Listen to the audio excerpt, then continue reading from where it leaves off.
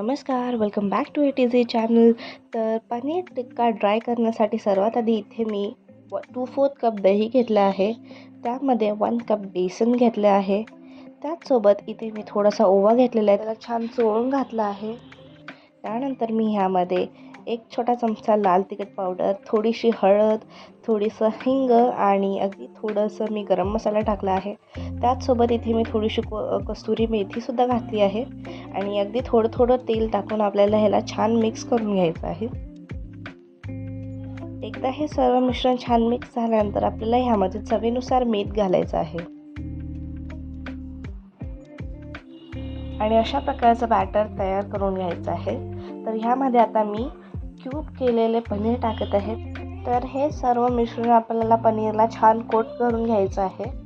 तुम्ही पाहू शकता अशा प्रकारे दोन्ही साईडला आपल्याला पनीर छान कोट करून घ्यायचं आहे. त्यानंतर एकदा हे पनीर छान कोट झालं की आपल्याला ह्याला 10 ते 15 मिनिटांसाठी झाकून मॅरिनेट करायचं आहे.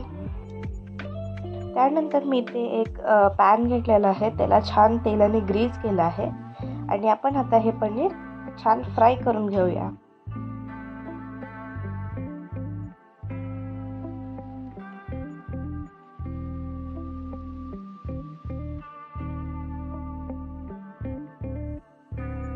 तुम्ही पाहू शकता कसं हे पनीर अगदी छान दिसत आहे. तर याच पद्धतीने आपल्याला दोन्ही साईडून छान क्रिस्पी भाजून घ्यायचं आहे. अगदी लहानांपासून मोठ्यांना खूप आवडणार आहे ही डिश आणि पनीरमध्ये हाय प्रोटीन इंटेक असतो, त्यामुळे अगदीच हे हेल्दी आहे. तर अशा प्रकारे आपलं हे ड्राय पनीर टिक्का तयार झालेला आहे. तुम्ही याला लच्छा कांदासोबत सर्व करू शकता आणि एन्जॉय करू शकता. व्हिडिओ आवडल्यास व्हिडिओला लाईक, शेअर आणि सबस्क्राईब नक्की करा आणि A to Z चॅनलला पुन्हा व्हिजिट करा. थँक्यू.